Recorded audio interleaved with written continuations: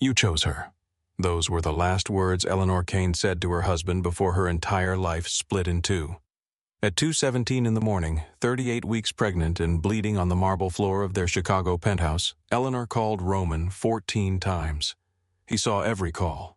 He knew her pregnancy was dangerous, and he still stayed in another woman's hotel room. What Roman didn't know was that the quiet wife he had underestimated for 3 years was hiding a name powerful enough to shake the empire he believed he built alone. This isn't just a story about betrayal. It's about the moment love turns into consequence and what happens when a man realizes too late who was really standing beside him. Stay with me, because Roman's worst mistake wasn't cheating. It was believing Eleanor had nothing to take back. If you're watching, like the video and tell me what city you're watching from. 3 years before Eleanor Kane stood barefoot on a marble floor with blood running down her leg and 14 unanswered calls glowing on her phone. Roman Kane had looked at her across a crowded ballroom and believed he understood exactly who she was. He had been wrong from the first second. The Palmer House glittered beneath crystal chandeliers that night, all old Chicago money and carefully polished smiles. Men in black tuxedos stood in small circles discussing construction contracts, city permits, campaign donations, and acquisitions worth more than most people would earn in 10 lifetimes. Women moved between them in silk and diamonds, carrying champagne and family names like weapons. Roman Kane entered shortly after 9. The room changed when he did. Conversations lowered. A city councilman turned away from one group and immediately made room beside him. 2 businessmen who had been laughing near the bar straightened as Roman passed. Even people who had never spoken to him seemed to know when he was close. At 32, Roman already carried the reputation of a man much older. The Kane family had controlled pieces of Chicago for generations. Freight yards, nightclubs, construction crews, warehouses near the river, companies with clean signs on the doors and histories no accountant wanted to examine too carefully. Roman had inherited the name. He had earned the fear. Tonight, however, he was trying to earn something else: legitimacy. Kane Holdings was supposed to become the future of the family, an empire built in glass towers instead of back rooms. Roman wanted bankers to return his calls without hesitation. He wanted politicians to shake his hand in daylight. He wanted his surname printed beside hotel acquisitions and waterfront developments instead of whispered beside stories about missing witnesses and unpaid debts. He had spent years forcing his way into rooms like this one. Then he saw the only woman in the ballroom who did not seem to care that he had arrived. She stood near a tall window overlooking Monroe Street, one hand wrapped around a glass of sparkling water.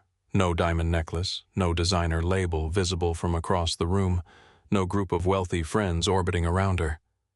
Her dress was black, elegant without demanding attention, and her dark brown hair fell over one shoulder in loose waves. She appeared to be watching the snow outside rather than the men trying to impress one another behind her. Roman watched her for several seconds. His younger brother Ethan noticed. "Who is she?" Roman did not look away. "If I knew, I wouldn't still be standing here." Ethan followed his gaze. "She's pretty." Roman gave him a flat look. "I have eyes." "You also have a meeting with Alderman Pierce in 4 minutes." Roman handed his whiskey to a passing waiter. "He can wait." Ethan smiled. "There he is." Roman ignored him and crossed the room. Eleanor heard him approach. She did not turn immediately. That irritated him enough to make him more interested. Most people come to charity galas to talk to other people. Her eyes shifted toward him. They were gray, not pale gray, storm gray. And here I thought they came to donate to charity. Roman smiled. "That too." She glanced at the room behind him. "Although I'm beginning to suspect that charity is mostly an excuse for rich people to tell other rich people how generous they are." Roman laughed before he could stop himself. Several heads turned. She noticed. "So you do know who I am. Everyone in Chicago knows who you are. And you're still insulting the room I'm standing in. I wasn't aware you owned the ballroom. Give me time." That earned the smallest smile from her. Roman extended his hand. "Roman Kane." She looked at it for a second before accepting. "Ellie Harper." Her hand was warm. Her grip was firm. Roman expected the usual reaction when he introduced himself. Curiosity, calculation, a subtle change in posture. People tended to reveal what they wanted from him within the first minute. Ellie only released his hand and looked back toward the snow. "You're not impressed." "I didn't say that." "You didn't have to." She studied him again. "You want me to be impressed?" "I usually don't have to ask." "That sounds exhausting." He laughed again. Across the ballroom, Ethan raised his glass in silent approval. Roman stayed with Ellie for 20 minutes, then 30. The alderman came looking for him. Roman sent Ethan to handle it. By the time the gala began thinning out, Roman knew that Ellie worked as a financial risk consultant. She had studied economics. She disliked oysters. She preferred old movies to new ones. She had grown up around Chicago but had spent several years on the East Coast. He also learned that she could look directly into his eyes while refusing to answer a question. "What about your family?" "Private." "That bad?" "That complicated." "Father?" "Alive." "Mother?" Her expression softened. "Not anymore." Roman did not push. At the time, Eleanor thought that meant he understood boundaries. Later, she would realize that Roman Kane rarely searched for information that did not appear useful to him.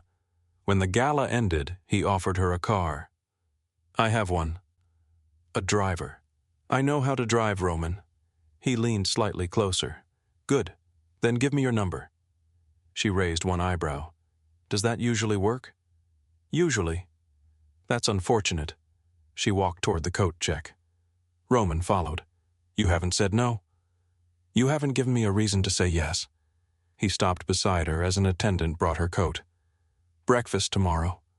"I have plans." "Dinner." "Busy." "Coffee." She slipped into her coat. "Do you always negotiate like this?" "Only when I want something." Eleanor looked at him for a long moment. There it was. The confidence, the arrogance, the intensity everyone in Chicago warned people about. But beneath it, she saw something she had not expected. Amusement. Not anger that she had made him work. Not irritation that she had refused to be impressed. He looked alive. She took his phone from his hand, typed in her number, and gave it back. "Coffee." Roman glanced at the screen. "Tomorrow, Friday. That's 4 days. You'll survive." She left before he could answer. Roman watched her disappear through the revolving doors. Ethan came up beside him. "You missed a conversation with a man who controls 3 votes on the zoning board." Roman slipped his phone into his pocket. "I'll call him tomorrow." Ethan stared at him. Roman looked toward the doors again. "What? I've never seen anyone make you wait 4 days for coffee." Roman smiled. "Neither have I." Eleanor did not drive home that night. She drove north, past downtown, past Lincoln Park, past Evanston, past the neighborhoods where the houses became larger and the streets quieter. Nearly an hour later, she turned through a set of iron gates outside Lake Forest. The security officer recognized the vehicle immediately. "Evening, Miss Shaw." "Evening, Charles." The gates opened. The woman Roman Kane knew as Ellie Harper drove up a long, snow-covered road toward one of the most private estates in Illinois. Her legal name was Eleanor Grace Shaw. Harper had been her mother's maiden name, and her father, Graham Shaw, had spent 30 years building one of the most influential private investment networks in the country. Shaw Capital did not advertise. It did not need to. The firm owned pieces of ports, freight companies, insurance groups, data centers, real estate funds, agricultural land shipping interests, and infrastructure projects across the United States. There were wealthy people who appeared on magazine covers. Then there were people wealthy enough to own parts of the companies printing those magazines. Graham preferred the second category. Eleanor found him in his study sitting beside the fireplace with a stack of reports on his lap. He looked up as she entered. "You're late." "I went to the gala." "I know." She removed her coat. "Of course you do." Graham studied her face. "Who did you meet?" Eleanor walked toward the bar and poured herself water. "Why do you assume I met someone?" "Because you're trying not to smile." She stopped pouring. Her father closed the report. "Who?" "Roman Kane." Silence. The fire cracked behind him. Graham's expression did not change dramatically. That was one of the things Eleanor had inherited from him. The stronger the emotion, the quieter the face. Finally, he said, "No." She almost laughed. "I wasn't asking permission." "Good, because you wouldn't have it." He asked me for coffee. Cancel. Why? You know why. I know his last name. You know what that last name means. Eleanor leaned against the bar. I also know people have spent my entire life deciding who I am because of mine. That is not the same thing. Maybe not, Graham rose. At 63, he still carried the physical stillness of a man people obeyed without needing to hear him raise his voice.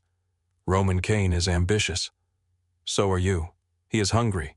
So are you. He was raised in a family where loyalty is currency and fear is leverage. Eleanor held his gaze. Then maybe I should find out what he is when neither of those things matter. Graham's eyes narrowed. What name did you give him? Harper. He closed his eyes briefly. Eleanor. What? You understand what happens if he learns the truth later? Yes. He'll call it deception. Maybe. He may be right. Her jaw tightened. I've dated men who knew exactly who I was. And they loved private planes, they loved invitations, they loved introductions. They loved being photographed beside me. Her voice lowered. I still don't know if any of them loved me. Graham said nothing. Eleanor continued. I want one person to meet me before he meets Shaw Capital. Roman Kane is not the man I would choose for that experiment. He's not an experiment. You met him 3 hours ago, and I'm having coffee with him. Graham looked toward the windows. Snow drifted across the dark lawn. What happens if you fall in love before you tell him? Eleanor did not answer immediately. Then she said, I tell him when I know he'd choose me without the name. Her father turned back. And if he proves he cares more about power than you? A faint sadness crossed her face. Then I leave. Graham walked closer. No bargaining. I know. No explaining away what he does because you love him. I know. No trying to save a man from consequences he earned. Eleanor met his eyes. If that happens, I won't need you to rescue me. Graham's expression softened just slightly. No. He touched her shoulder. But you may need me to close the doors behind you. Their first coffee lasted 3 hours. Roman arrived 10 minutes early. Eleanor noticed because men like Roman Kane were rarely early for anyone. He had chosen a quiet cafe in River North and reserved the back room without telling her. When she saw the empty tables, she shook her head. You rented half the restaurant. I value privacy. You value control. That too. Over coffee, Roman surprised her. He did not talk about money. He talked about architecture. His grandfather had loved old Chicago buildings and used to drive him through the city at night, pointing out which structures would survive and which were built to impress people for 20 years before being forgotten. Roman said he wanted to build something that survived him. What? Eleanor asked. He leaned back. I don't know yet. That answer made her like him more than a polished one would have. They began seeing each other regularly. Coffee became dinner. Dinner became late drives along Lakeshore Drive. Roman showed her parts of Chicago he loved but never discussed publicly. A tiny Italian bakery his mother had taken him to as a child. An old boxing gym where he still trained twice a week. A warehouse roof overlooking the river where he went when he needed to think. Eleanor showed him less. Not because she wanted to manipulate him. Because every piece of the truth felt dangerous. Roman liked Ellie Harper. She wanted to know whether he could love her before Eleanor Shaw entered the room. There were moments when she almost told him. One night, 6 months into their relationship, Roman came home to her apartment with blood on the cuff of his white shirt. Not much. Enough. Eleanor stared at it. Is it yours? No. Her eyes lifted. Roman removed the shirt slowly. You should leave. Why? Because this is the part where people usually realize they don't want my life. Eleanor stepped closer. What happened? A man made a bad decision. Did you kill him? Roman looked at her. No. Did you want another silence? Yes. She should have been afraid. Part of her was. Instead, she asked, why didn't you? Roman looked away. Because I knew I'd have to come here afterward. For once, there was no performance in him. No boss. No heir. No man trying to dominate a room. Just Roman. Eleanor touched his wrist. He closed his hand around hers. That night she came closer than ever to telling him everything. Then his phone rang. He answered before she could speak. She waited. The moment passed. A year later, Roman proposed. Not at a restaurant, not in front of cameras. He took her to the warehouse roof beside the river, the same place he had shown her during their first months together. Chicago glowed around them. He handed her a small velvet box. Inside was a simple diamond ring. Not enormous, not something chosen to advertise wealth. "I know I don't make your life easy," he said. Eleanor smiled faintly. "That's one way to say it." Roman stepped closer. "But you're the only place in it that feels quiet." Her eyes filled. "Roman, marry me." She searched his face. This was the moment. She could have told him, "My name is not Harper. My father is Graham Shaw. The money you think I don't care about is money I have spent my entire life trying to escape." Instead, she asked, "If I had nothing, would you still be asking?" Roman frowned. "You don't have anything." She laughed through her tears. "That's not exactly romantic. You know what I mean." He took her face in his hands. "I don't care where you came from, Ellie." She wanted to believe that was enough. So she said yes. They married 7 months later at a private estate in Wisconsin. Roman assumed Eleanor's father was absent because their relationship was strained. Graham watched the ceremony from inside a black sedan parked far beyond the property gates. Eleanor knew he was there. She had asked him not to enter. He honored the request. After the ceremony, Roman held her beneath strings of white lights while slow music drifted across the lawn. "You happy?" he asked. Eleanor rested her head against his chest. Yes. For a while she truly was.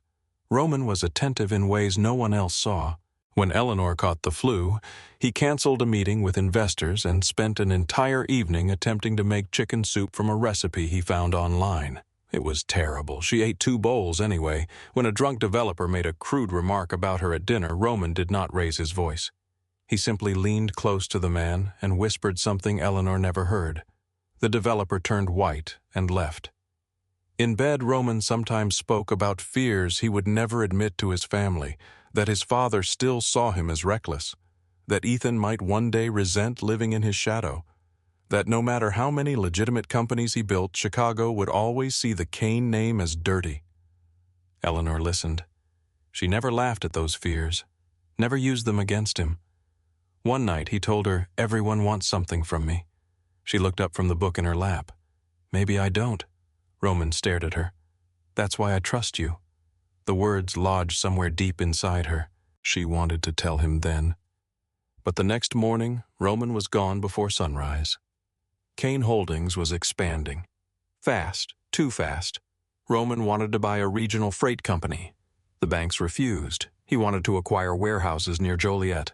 The insurer tripled its premium. He pursued a construction partnership for a major downtown hotel. The other investors quietly walked away after seeing the Kane name. Roman became furious. Eleanor found him one night standing in his office with financial statements spread across the desk. "They don't care whether the numbers work," he said. "They care who my father is." She picked up one of the reports.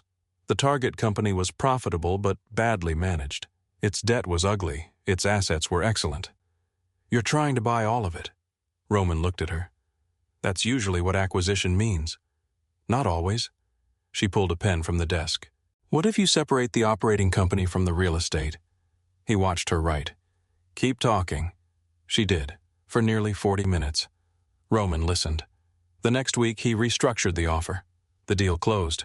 He came home with champagne. "You saved me $20 million. Eleanor smiled. "You still had to negotiate it." Roman kissed her. "Remind me why you don't work for me." "Because I enjoy being married to you." He laughed. What Roman never saw was the call Eleanor made the next morning.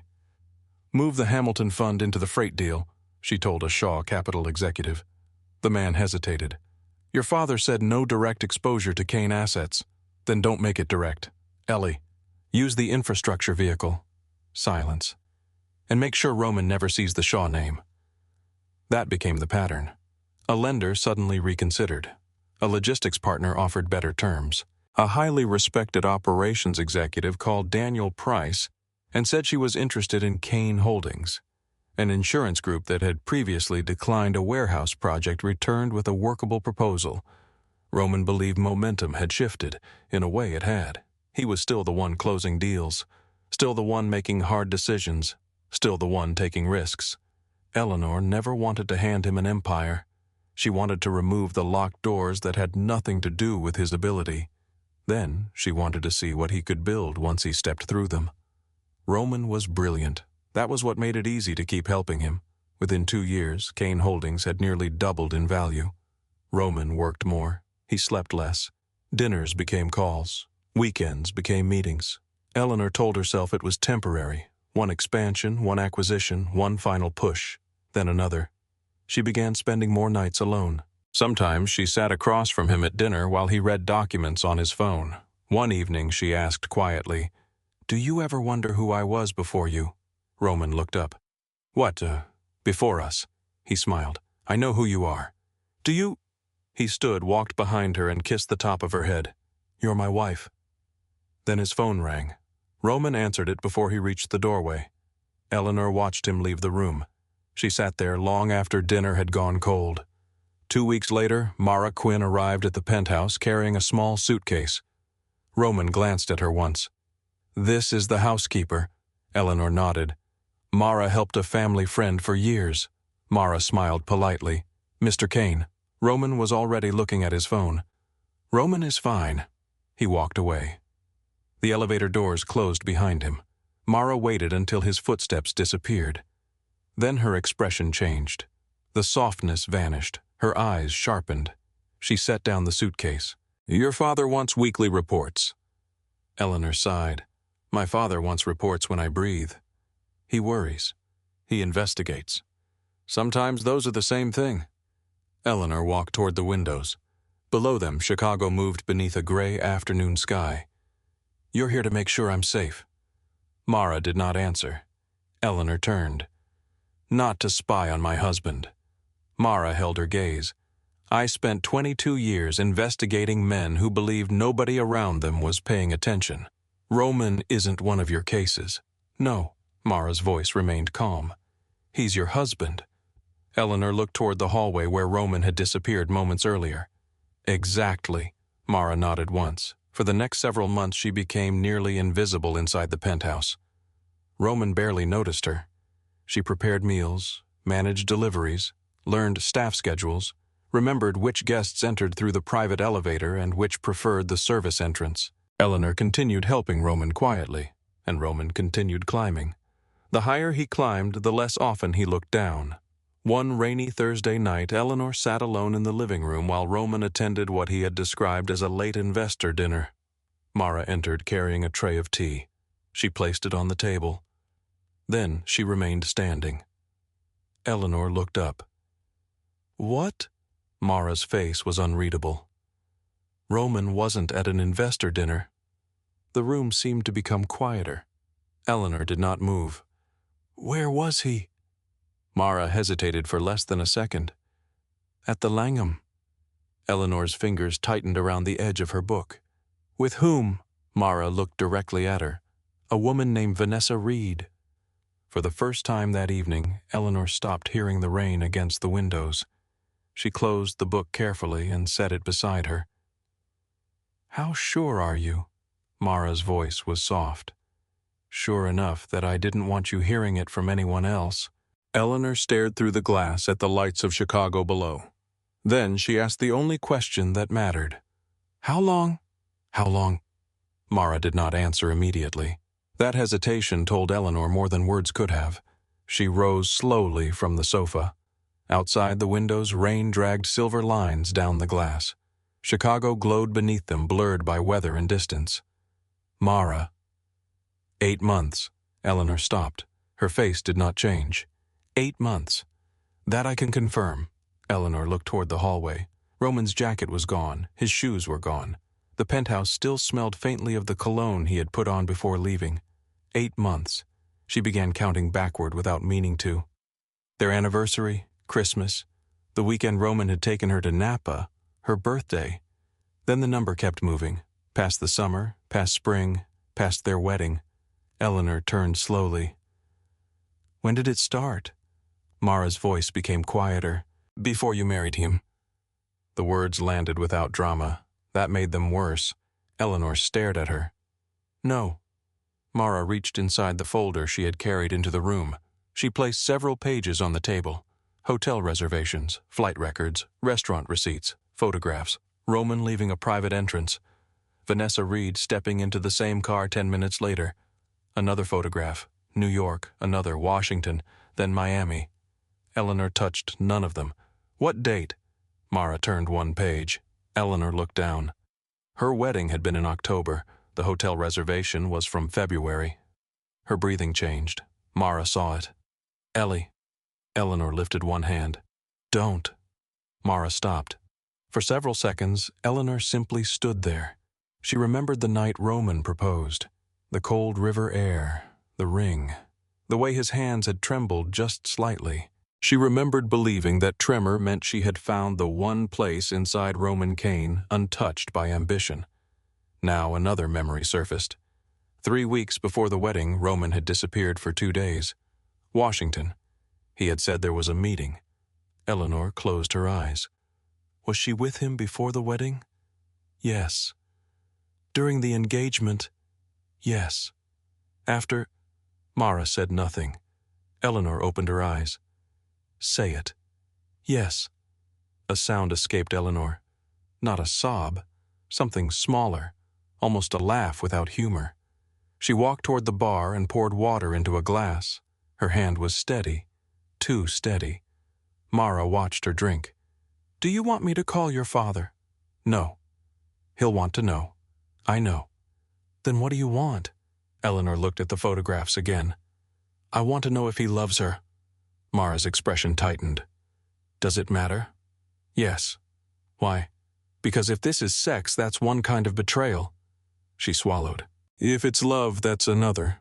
Mara pulled out a chair. Sit down. I'm fine. You are not. Eleanor looked at her. I said I'm fine. Mara did not move.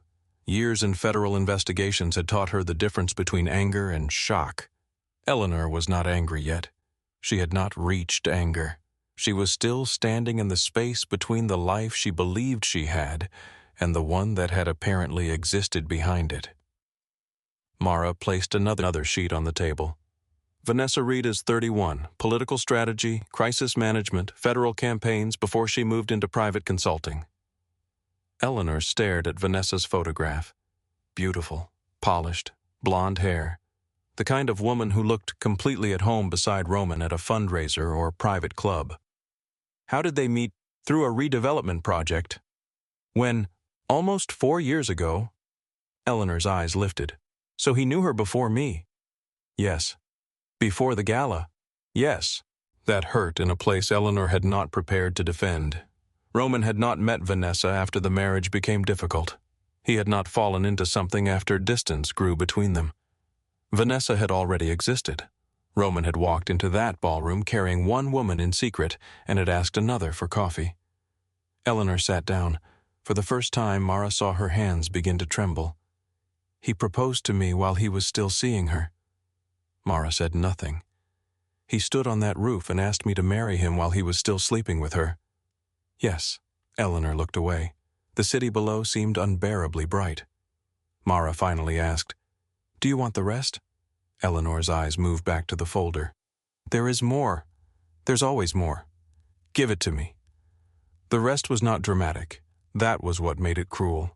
There were no wild declarations of love, no photographs of Roman and Vanessa kissing in public, no obvious plans to run away together. Instead, there were patterns. Rooms booked under assistants' names, private dinners, shared flights. Vanessa appearing in cities Roman had claimed to visit for work. Dozens of tiny decisions, repeated choices. A parallel life built carefully enough to survive beside the marriage. Eleanor closed the folder. Does he know you're watching? No. Keep it that way. Mara studied her. You're not confronting him. Not yet. Why? Eleanor looked toward the front door. I want to give him the opportunity to tell me. Mara frowned.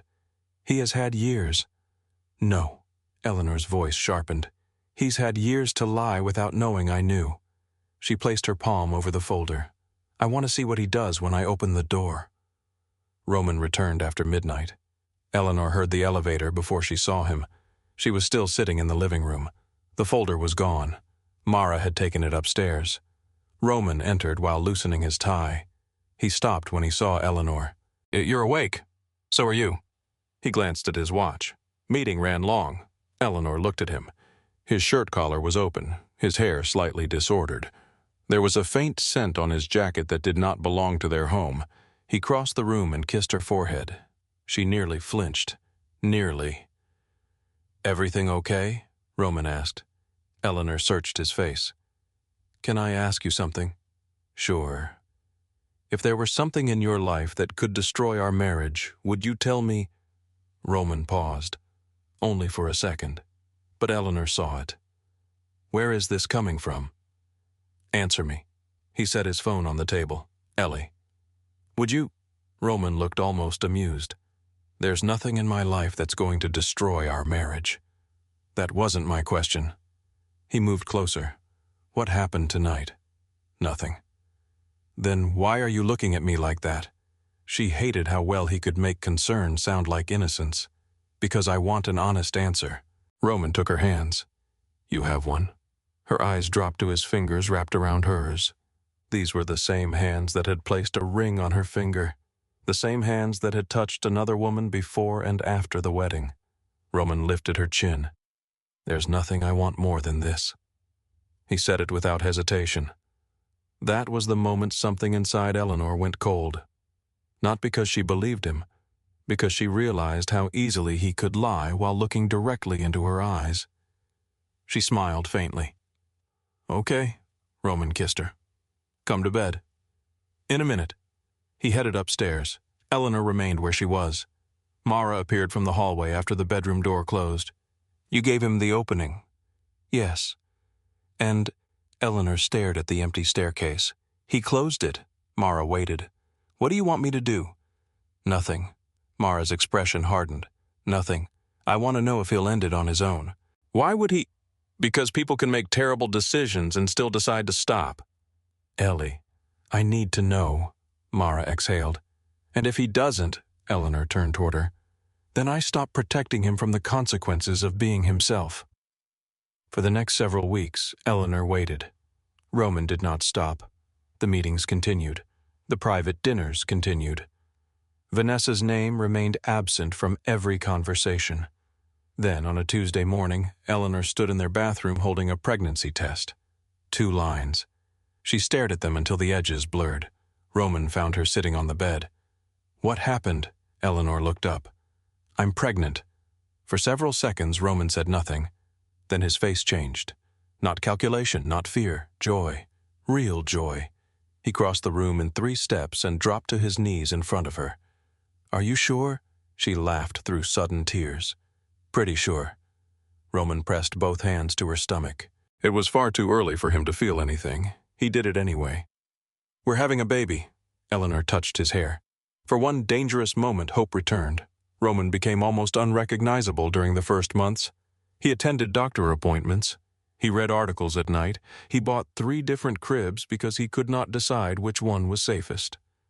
At dinner, he argued seriously about names. "Anthony." "No.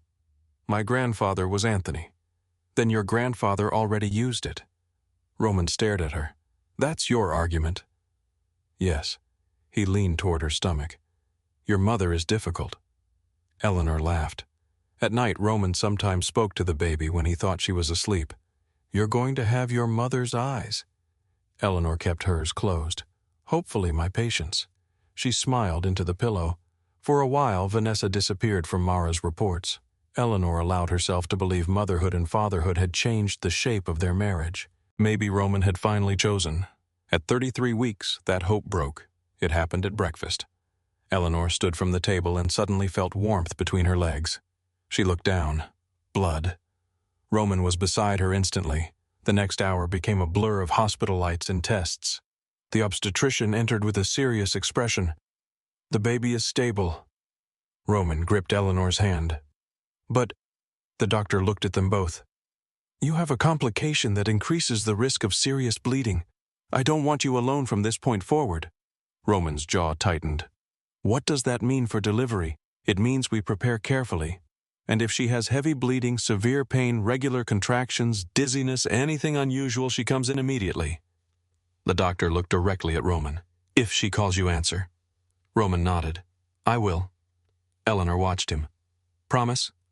Roman squeezed her hand. I promise. 4 days later, Mara entered Eleanor's bedroom carrying a printout. Eleanor knew from her face. No. Mara placed the paper down. Private jet reservation. Chicago to New York. 2 passengers, Roman Kane, Vanessa Reed. Eleanor stared at the date. Friday. 3 days away. He started seeing her again. He never fully stopped. The words hollowed the room. Mara continued. Penthouse suite, dinner reservation, theater tickets. Eleanor looked toward the nursery. Roman had assembled the crib himself 2 nights earlier. He had spent 40 minutes complaining about the instructions. Then he had kissed her stomach before bed. Cancel it. Mara looked at her. The trip? No. Eleanor's voice was quiet. Everything. Mara understood. Are you sure? Eleanor touched her stomach. The baby moved beneath her palm. Not yet. She looked at the flight confirmation. I need him to choose while knowing exactly what he's choosing. Friday afternoon, Roman came into the bedroom carrying a suitcase. Eleanor sat near the window. Where are you going? New York. Why? Meetings. For 2 nights, Roman continued packing. That's generally how travel works. The doctor said I shouldn't be alone. Mara will be here. Eleanor looked at him. Mara isn't my husband. Roman stopped. Ellie, cancel the trip. He stared at her. I can't. You can. This deal has been moving for months. Then send Daniel. It's not Daniel's meeting. Her voice remained calm. I'm asking you to stay. Roman zipped the suitcase. You are safe. Mara is here. The hospital is 10 minutes away. That's not what I asked, he exhaled. I can't rearrange my entire operation every time you're afraid. Eleanor went still. Roman realized immediately that he had gone too far. That's not what I meant. Yes, it is. Ellie. She stood. At 8 months pregnant, even that movement required effort. I am not asking you to rearrange your operation. Her eyes locked on his. I'm asking you to choose your family. Roman looked away. Only for a second. That second answered everything. He picked up the suitcase. I'll be back Sunday. Eleanor nodded. Roman approached to kiss her. She turned her face. His lips touched her temple instead. He hesitated, then left. Minutes later, Eleanor stood beside the penthouse window with Mara. Far below, Roman's black SUV disappeared into Chicago traffic. Mara folded her arms. How long? Eleanor looked toward the nursery, at the empty crib waiting for their son. Until the baby is safe. She crossed the room, opened a locked drawer, and removed a thick sealed envelope. She placed it in Mara's hands. After that, execute everything. After that, execute everything. Mara looked down at the sealed envelope in her hands. She did not ask what was inside, she already knew. For months, Eleanor had prepared documents she hoped she would never need.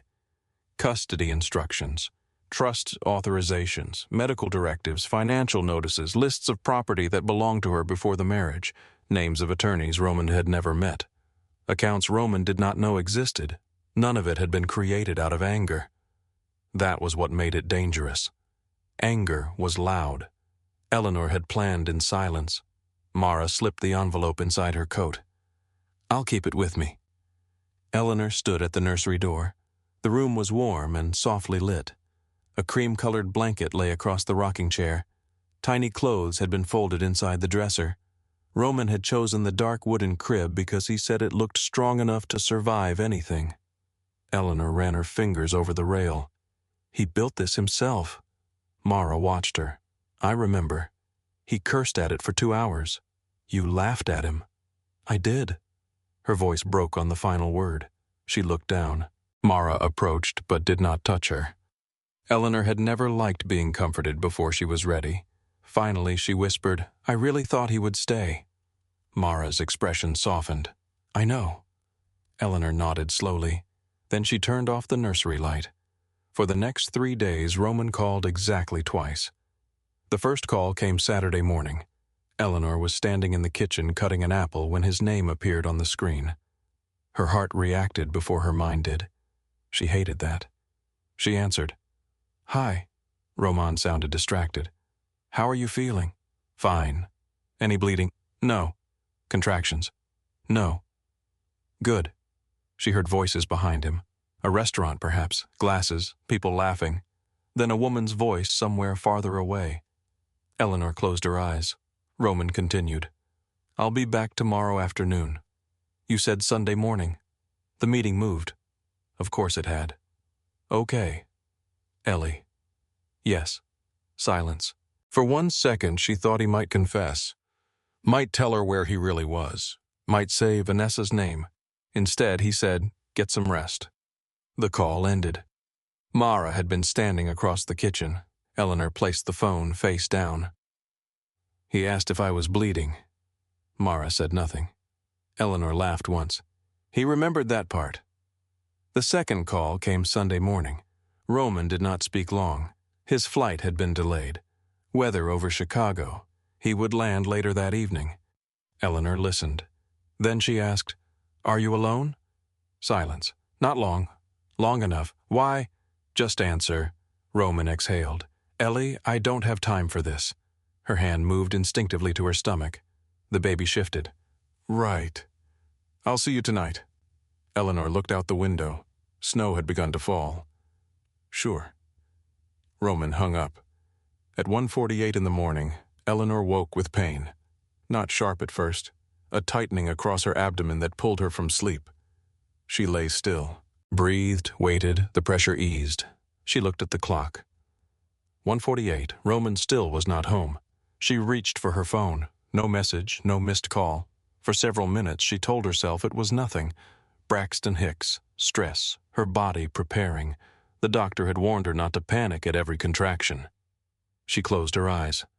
At 1:57, another one came. Stronger. Eleanor sat up. Her breath caught. She waited for it to pass. Then she stood carefully and walked toward the bathroom. Halfway there, warmth spread down her thighs. She looked down. Blood. For a moment she could not move. The bedroom around her seemed to narrow. The doctor had been very clear. Heavy bleeding meant hospital, immediately. Eleanor grabbed her phone and called Roman. The first call rang until voicemail. She called again. Nothing. At 2:03 she called a third time, then a fourth. The pain increased. She moved slowly toward the kitchen because the counter would give her something to hold. The polished marble felt cold beneath her palm. She called again. 6, 7, 8, come on, 9, Roman, 10. Her breathing became uneven, 11. She looked at the blood again. More now, 12. The room tilted slightly. 13. She pressed call again. 14. This time someone answered. Not immediately. There was a rustle, then Roman's voice. "Ellie." Relief hit so hard it almost weakened her knees. "Roman." "What time is it?" The question stunned her. She closed her eyes. "I think the baby is coming." He went quiet. She could hear movement, then something else. A woman's laugh, soft, sleepy, close. Vanessa. Eleanor gripped the counter harder. Roman's voice lowered. "Are you sure?" "There's blood." That changed him. "What?" "There's a lot of blood. Call the hospital." "I called you." "Ellie, call an ambulance." Another contraction tore through her. She gasped. Roman said her name. Then Vanessa's voice came clearly through the phone. "Are you coming back to bed?" Everything inside Eleanor went still. The pain remained, the fear remained. But some final, fragile thing inside her became perfectly calm. Roman must have moved away from Vanessa because his voice became quieter. "Ellie, listen to me." "No." "What?" Her words came slowly. "If you stay with her tonight, you're choosing her." "Don't do this right now." "I'm asking you one time." Roman said nothing. Eleanor looked through the windows at the dark city below. "Come home." She heard his breathing. Then he said, "I can't." There it was. Not confusion, not a misunderstanding, not a mistake made while drunk, a choice. Eleanor closed her eyes. "Then you chose her." She ended the call. For several seconds she remained standing. Her phone slipped from her hand onto the counter. Then another contraction hit. Her knees buckled. The service door opened behind her. Mara entered wearing a gray coat over pajamas. She took one look at Eleanor and moved immediately. How much blood? I don't know. How far apart are the contractions? I didn't time them. Mara caught Eleanor before she slid to the floor. Look at me. Eleanor did. Stay with me. Mara reached into a cabinet and removed a medical bag. Roman had never asked why it was there. Mara checked Eleanor's pulse. Then she looked at the blood on the floor. Her face tightened. We're going now. Eleanor tried to straighten. Don't call Roman. I wasn't planning to. Mara pulled out her phone. Eleanor grabbed her wrist. Call my father.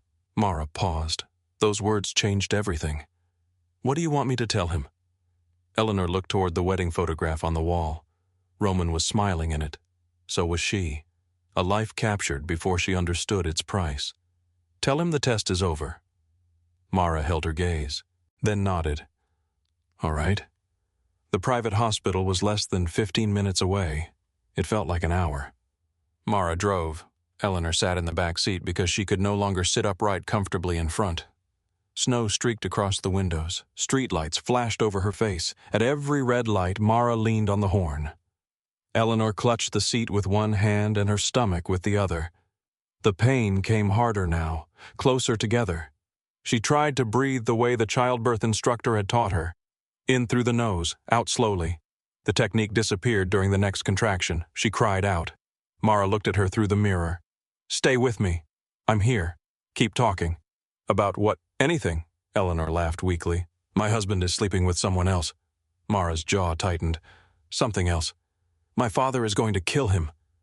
Your father is too smart for prison. Another contraction. Eleanor bent forward. Mara, I'm here. If something happens to me, nothing is happening to you. Listen. Mara's eyes found hers in the mirror. My son does not go to Roman. Mara said nothing. You understand me? Yes. The papers are with my father. I know. He doesn't get to raise him inside that family if I'm not here. Eleanor. Promise me. Mara's voice became firm. I promise. They reached the hospital at 2:41. A medical team was waiting.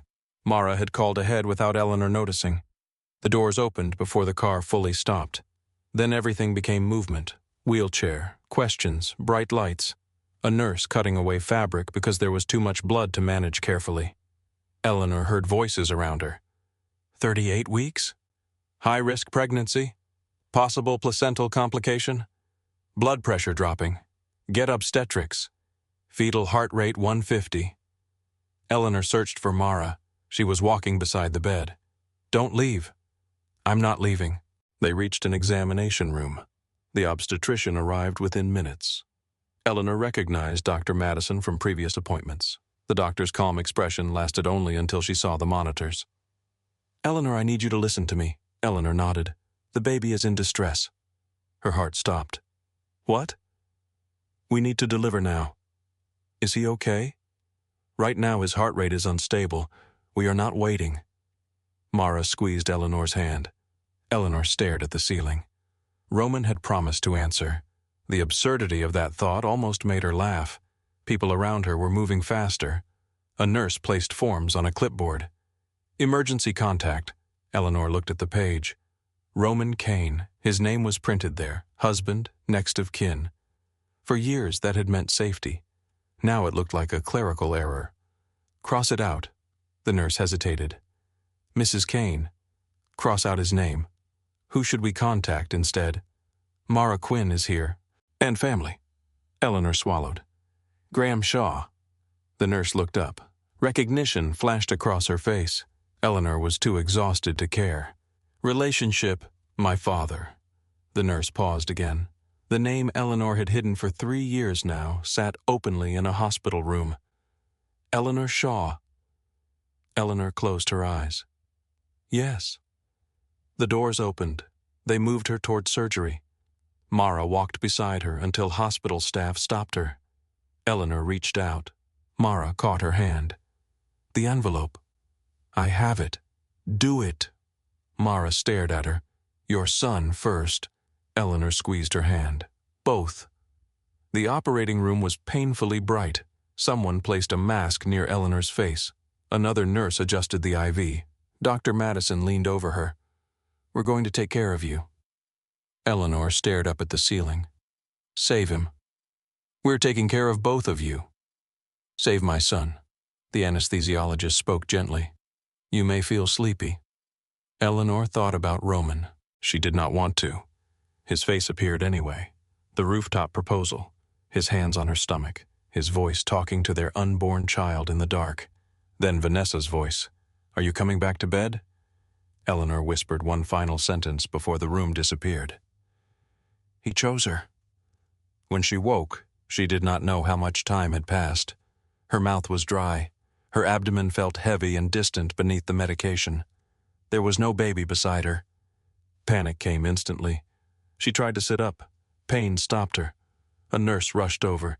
"Easy." "My baby." "He's okay." Eleanor stared at her.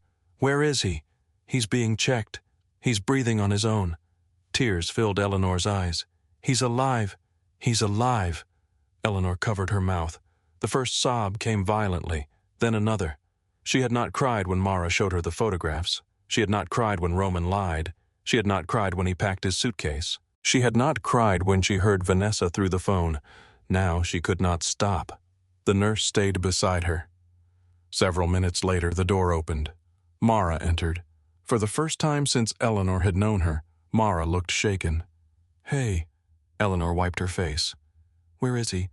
"They're bringing him." "Was there—" She could not finish.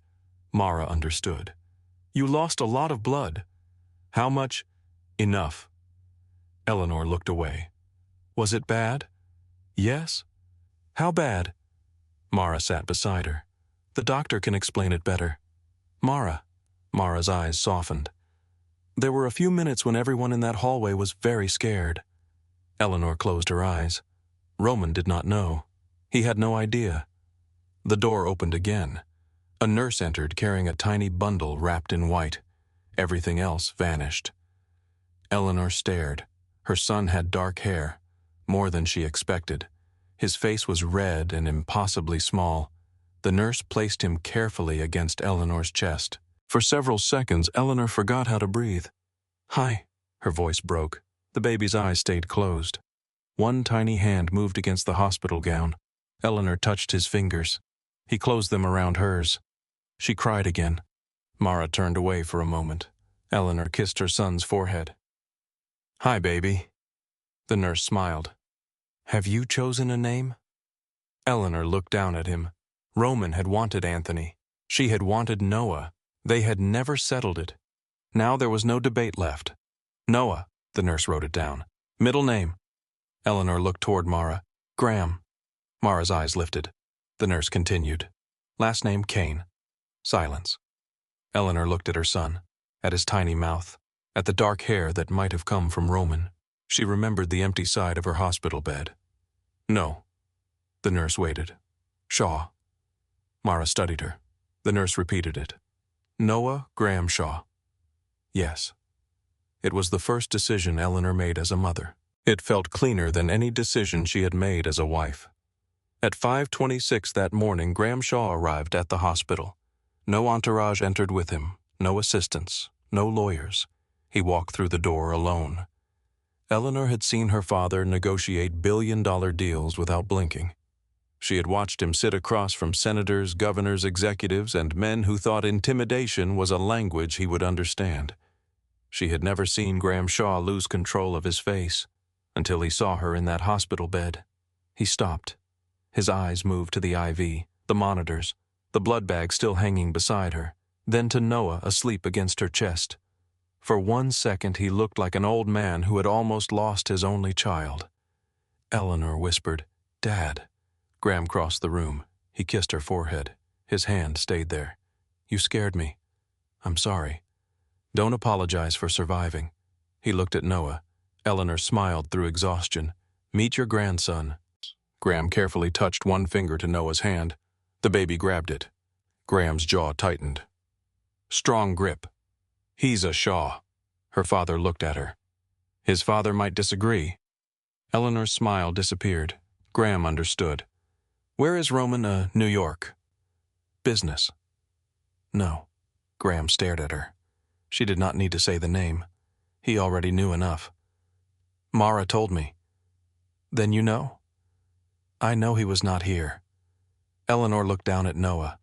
I was wrong about him. Graham pulled a chair beside the bed. You were right to find out. I should have listened to you.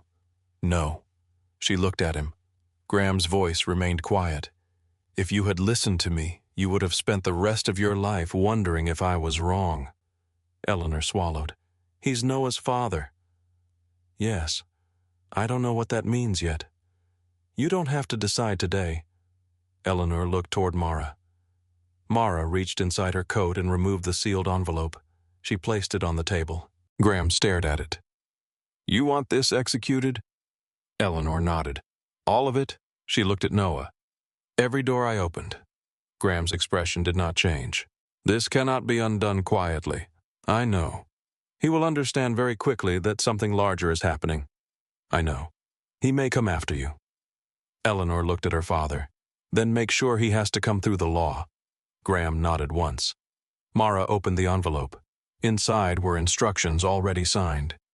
At 6:10 that morning, the first calls began. An attorney in Chicago filed emergency custody protections based on abandonment during a documented high-risk medical event. A trust officer activated safeguards around Eleanor's premarital assets. 2 Shaw-controlled investment funds prepared redemption notices. A private security team moved into position outside the hospital. Another team entered the Kane penthouse with written authorization from Eleanor. Nothing belonging to Roman was touched. That instruction appeared repeatedly. Her clothing, her books, her photographs, her jewelry, her personal records, the nursery items she had purchased, the crib Roman had built stayed. Eleanor stared at the list when Mara showed it to her. Leave the crib. Mara understood immediately. Roman had chosen it. Roman had built it. It belonged to the life he believed would still be waiting when he returned. By noon, the penthouse looked different. Not damaged, not raided, emptied. The closets on Eleanor's side were bare. Her books were gone from the shelves. The piano photographs were removed. The blankets she had chosen disappeared from the living room. The nursery dresser was empty.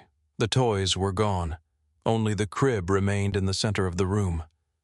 At the hospital, Eleanor slept for several hours. When she woke, Noah was beside her. Her phone sat on the table. There were 3 messages from Roman. Landing late. Call me when you're awake. Why aren't you answering? She stared at them. No apology, no question about the baby, no acknowledgement of the call. Perhaps he believed she had gone back to sleep. Perhaps he believed there was still time to explain. Eleanor placed the phone down. Can I leave today? Mara looked at her as if she had lost her mind. No. Tomorrow. Ask the doctor. I need to go home. Mara's expression hardened. That apartment is not your home anymore. Eleanor looked at her. I know. That evening, Roman finally landed in Chicago. He called from the car, again, again, again. Eleanor watched the screen light up. She did not answer. For the first time in their marriage, Roman Kane could not reach his wife. The sensation was unfamiliar to him. He did not like unfamiliar things. At 8:42, Eleanor was discharged under strict instructions. She should have remained another night. Graham arranged private medical supervision at his Lake Forest property instead. Before leaving the hospital, Eleanor asked the driver to make one stop. Mara objected. You need rest. I need 5 minutes. Your father will not like this. My father has survived not liking my decisions before. The car stopped beneath the Kane building shortly after 10. Private security accompanied her upstairs. Eleanor walked slowly. Every step pulled against the incision beneath her clothing. She paused once outside the penthouse doors. Mara looked at her. We can do this for you. No. The doors opened. The silence inside was enormous. Eleanor entered.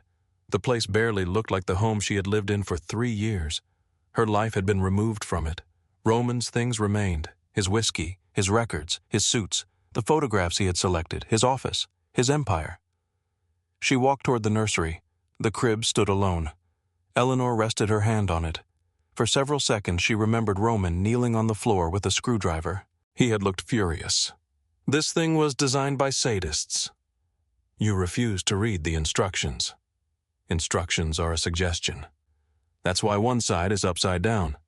Roman had looked at the crib, then at her. Then they both laughed. Eleanor closed her eyes. She allowed herself exactly 1 minute. Then she left the nursery. In the living room, their wedding photograph still hung on the wall. Eleanor removed it. She studied the image. Roman in black, her in white, his hand around her waist, her face turned toward him.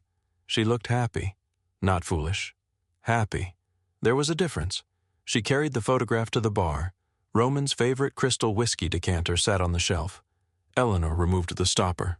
Then she tore the photograph, once, twice, again. She placed the pieces inside the crystal. Mara stood several feet away. Eleanor took a card from her bag. Her hand trembled when she began writing. Not from emotion, from blood loss. She steadied it against the counter. You chose her, so I chose our son. 3 years ago, I helped you build an empire. Now I'm taking back everything that was ever mine. She placed the card beside the decanter, then looked at her left hand. The wedding ring had remained there through surgery. The nurse had offered to remove it. Eleanor had refused. She understood why now. She needed to be the one who took it off. The ring resisted slightly over her swollen finger. Then it came free. She placed it on top of the card. Mara asked softly, "Ready?" Eleanor looked around the room. 3 years of marriage, 3 years of believing love could survive a secret, 3 years of opening doors for a man who never wondered why they suddenly opened. She nodded. Now I am. They left. 27 minutes later, Roman Kane entered the penthouse. He knew something was wrong before the doors fully opened. No music, no television, no smell of Eleanor's candles. He stepped inside. Ellie. Silence. He set down his bag. Ellie. His eyes moved across the room. Something was missing. Then he realized many things were missing. He walked toward the bedroom. Her side of the closet was empty. The bathroom counter had been cleared. He opened drawers. Nothing. Roman moved faster. Ellie. He entered the nursery. The crib stood alone. His face changed. He crossed the room, opened the dresser. Empty. The closet. Empty. He pulled out his phone, called. Voicemail. Again. Voicemail. He turned toward the living room. That was when he saw the decanter, the photograph inside it, the card, the ring. Roman walked toward the bar slowly. He picked up the note, read the first line. You chose her. His jaw tightened, read the second. So I chose our son. Roman stopped breathing. Our son. He pulled out his phone, opened Eleanor's messages. No new photographs. No announcement. Nothing. His hand began shaking. He called her again. No answer. Then he called Mara. The number had been disconnected. God damn it. His phone rang before he could make another call. Daniel Price. Roman answered immediately. Not now. Daniel spoke quickly. I think it needs to be now. Roman stared at Eleanor's ring. What happened? The Midwestern Infrastructure Fund submitted a redemption notice. So, Roman, that's $180 million. His eyes narrowed. Call them. I did. And they're not reconsidering. Roman walked into his office. Then replace them. That's not the only problem. Roman stopped. Daniel continued. The Joliet freight agreement is being terminated. By who? North Line Logistics. Why? They exercised an exit clause. Roman looked toward the dark windows. What exit clause? The one tied to a change in their capital structure. Who controls their capital structure? Daniel went silent. Roman's voice sharpened. Daniel. Shaw Capital. Roman frowned. He knew the name. Everyone did. Private money, old money, quiet money, money powerful enough that it did not need publicity. What does Shaw Capital have to do with us? I don't know yet. The elevator opened behind him. Ethan entered carrying a legal envelope. His expression was unlike anything Roman had seen before. Roman ended the call. What? Ethan approached. You need to read this. What is it? Emergency filing. Roman ripped open the envelope. He saw Eleanor's name first, then another name beneath it. He read it twice. Eleanor Grace Shaw.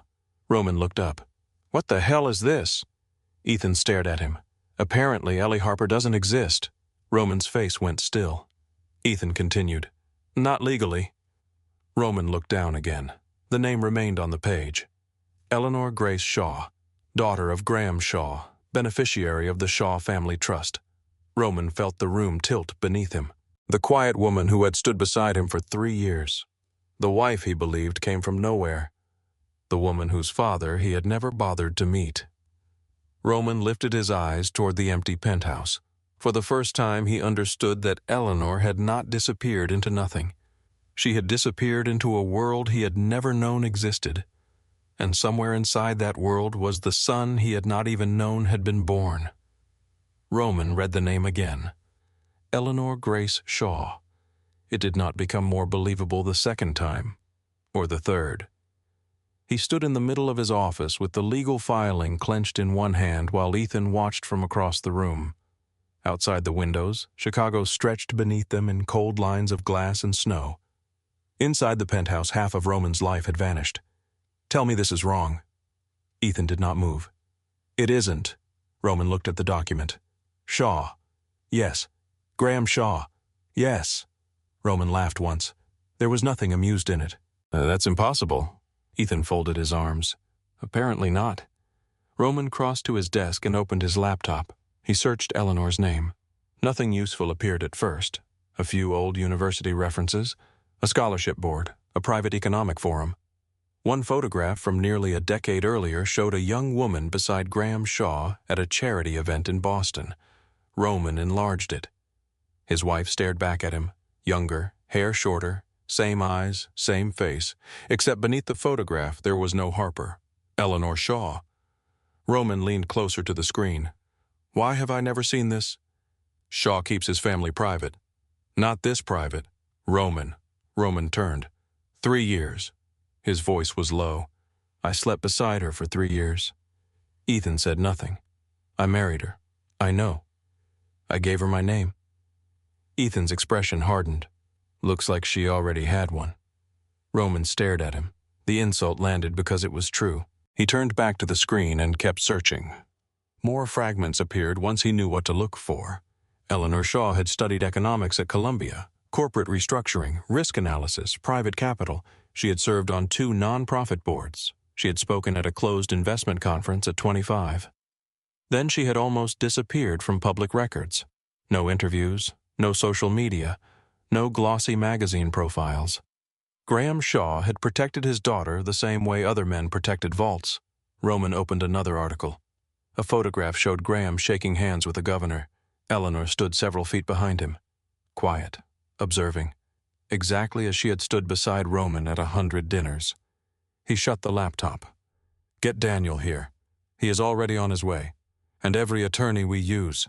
They're coming. Find Mara." Ethan hesitated. "What?" "I said find her." "I'm trying. Try harder." Ethan's jaw tightened. Roman stepped closer. "She lived in my house." "I know. She had access to everything." "I know. And now she's gone. So is Eleanor." Roman's face changed at the name. Ethan saw it. For 3 years, Roman had called her Ellie. Now the name sounded like evidence. The elevator opened 20 minutes later. Daniel Price entered carrying 2 laptops, 3 folders, and the expression of a man who had not slept. 2 attorneys followed him. Roman did not offer anyone a seat. "Tell me what Shaw owns." Daniel placed the folders on the desk. "That's the problem." "What problem?" "They don't own Kane Holdings." Roman stared at him. Daniel opened the first folder. "At least not in any conventional sense." "Speak English." Daniel took a breath. "Kane Holdings is still yours." Roman looked at Ethan, then back to Daniel. "So why are we having this conversation?" "Because ownership is not the same as dependency." Daniel opened his laptop. A network diagram filled the screen. Boxes, lines, company names, funds, subsidiaries, insurance vehicles, property trusts. Roman stepped closer. "What is this?" "Your business." Roman's eyes moved across the chart. Daniel pointed to the center. "Kane Holdings." Then to one branch. 3 years ago you acquired Lakefront Freight." "I remember." "The acquisition was supported by Midwestern Infrastructure Fund." Yes, Daniel clicked. A new set of ownership relationships appeared. That fund is managed by a company controlled by Shaw Capital. Roman said nothing. Daniel moved to another branch. The Joliet warehouse complex. What about it? The land beneath two of those warehouses is owned by a real estate trust. Roman looked at him. Which trust? Shaw. Another click. Insurance on the redevelopment projects. Roman's jaw tightened. Don't say it. Daniel did. Shaw affiliated. Another branch. Northline Logistics. Roman stared at the screen. They're independent. Operationally, yes. Their controlling investment partner is not. Roman stepped away from the desk. How much? Daniel looked at him. How much what? How much of my company depends on them? Daniel did not answer. Roman slammed his palm against the desk. How much? Daniel looked back at the chart. Enough that removing them all at once creates a serious liquidity problem. Serious. Yes. Define serious. Daniel met his eyes. If every current notice becomes effective, we may have to sell assets. Roman laughed. No. Roman. No. He pointed at the screen. I built those companies. Daniel stayed quiet. I negotiated every acquisition. Yes. I brought in every major client. Most of them. Roman turned slowly. What does that mean? Daniel looked toward the attorneys. Neither helped him. Finally, he said, some relationships were introduced through people connected to Eleanor. Roman's face went still. What people? Daniel opened another folder. Recruiters, consultants, insurance brokers, private lenders, logistics executives. He slid a page across the desk. Roman looked down. Names he recognized, people he had trusted. A chief operations officer who had joined Kane Holdings 2 years earlier, a consultant who had rescued a failed acquisition, a banker who had suddenly approved a line of credit after 3 competitors refused. Roman looked up. She planted people inside my company. Daniel shook his head. I wouldn't call it that. What would you call it? I'd call it influence. Roman shoved the paper away. Influence. These people are qualified. Most of them were not taking instructions from her. Most, Daniel paused. Roman smiled without humor. Excellent. One of the attorneys finally spoke. We should separate the emotional issue from the legal issue. Roman turned toward him. My wife disappeared with my son, and you're telling me to separate emotion. I'm telling you that if you treat this as theft, you will lose. Roman stared. The attorney continued. We have reviewed the first set of transactions. Mrs. Kane has not transferred any Kane asset to herself. Shaw, the attorney hesitated. Roman's voice became colder. Her name is Shaw, apparently. Mrs. Shaw has not transferred any Kane asset. Roman looked toward the empty hallway. What did she transfer? Nothing that belongs to you. Silence. Daniel closed one folder and opened another. That's the part you need to understand. Roman turned back. Daniel spoke carefully. She didn't take your companies. She withdrew support connected to her family. Roman said nothing. Capital. Another page. Guarantees. Another. Supplier relationships. Another. Property arrangements. Another. Insurance agreements. Daniel finally stopped. You're still standing on your own floor, Roman. He looked at the network diagram. She just removed the scaffolding. For the first time, Roman had no response. His phone rang. He ignored it. It rang again. Ethan glanced at the screen. Vanessa. Roman looked down. Her name glowed between them. He let it ring. Then a television in the office turned on automatically as part of an alert Ethan had configured earlier. A news channel filled the wall screen. Roman froze. Vanessa Reed was sitting beneath studio lights, her hair perfect, her expression controlled. A headline appeared beneath her. Political consultant speaks out about relationship with Chicago businessman. Roman stared. Ethan muttered something under his breath. The interviewer asked Vanessa when she had realized Roman was still committed to his marriage. Vanessa folded her hands. I was repeatedly told the marriage was over in everything but name. Roman picked up the remote. Ethan caught his wrist. Don't. Roman looked at him. Watch, Vanessa continued. I regret any pain caused to Mrs. Kane and her family. Roman laughed in disbelief. Her family. The interviewer asked whether Vanessa knew Eleanor was pregnant. Vanessa paused. I understood there were complications in the marriage. That's not what she asked. Roman spoke to the television. The interviewer repeated the question. Did you know Eleanor Kane was pregnant? Vanessa looked directly into the camera. I don't think it would be appropriate for me to discuss private information. Roman's expression darkened. Ethan watched him. Did she know? Roman said nothing. Roman walked toward the window. Ethan's voice sharpened. Did Vanessa know Ellie was pregnant? Roman stared down at the city. Yes. The room went silent. Ethan looked away. Roman heard the disgust in that silence. It was worse than shouting.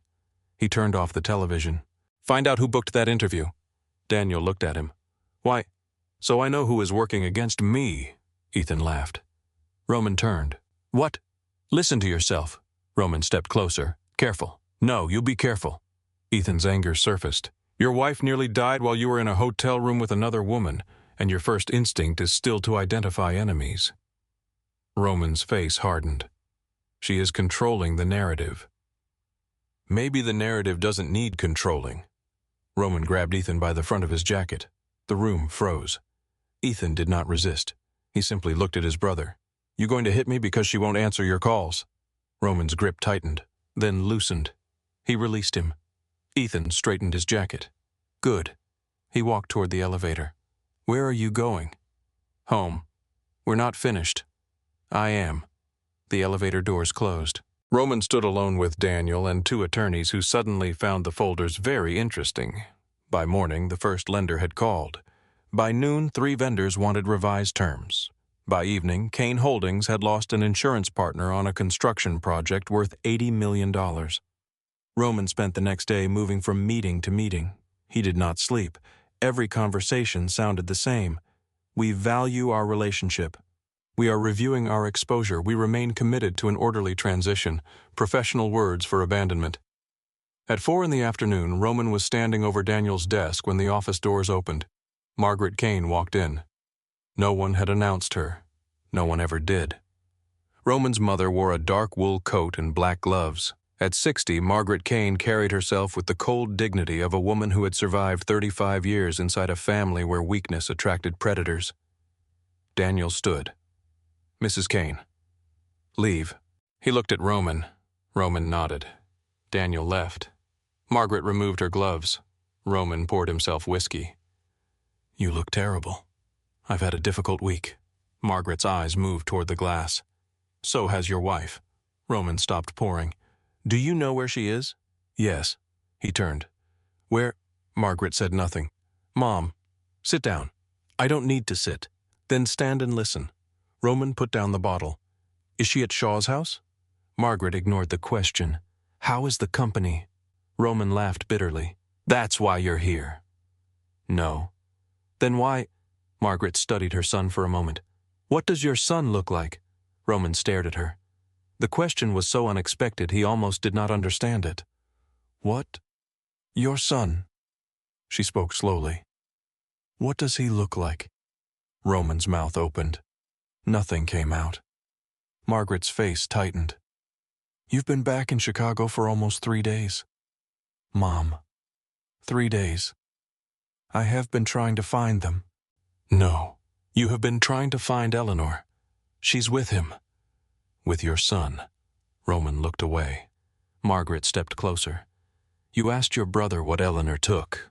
He said nothing. You asked your attorneys how to challenge her. Silence. You asked your CFO how much money you were losing. Her voice remained controlled. You asked me where Eleanor is. Roman looked at her. Margaret's eyes were wet now. You have not asked me once if your child survived. The words struck harder than anything Daniel had shown him.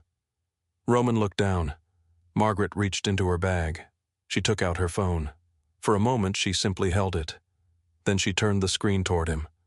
Eleanor lay in a hospital bed, pale, exhausted, her hair pushed back from her face. A sleeping baby rested against her chest. Roman stopped breathing. His son. The world narrowed to the screen.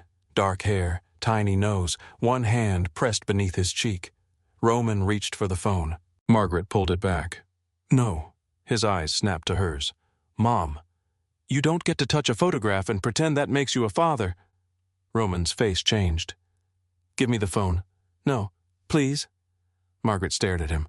Roman Kane did not say please often. Maybe she heard that too. She turned the screen toward him again, but kept the phone in her own hand. Roman looked. Longer this time. He has my hair. Margaret said nothing. Roman swallowed. Is he healthy? There. The question late, painfully late, but finally there. Margaret's shoulders lowered slightly. Yes. Roman closed his eyes.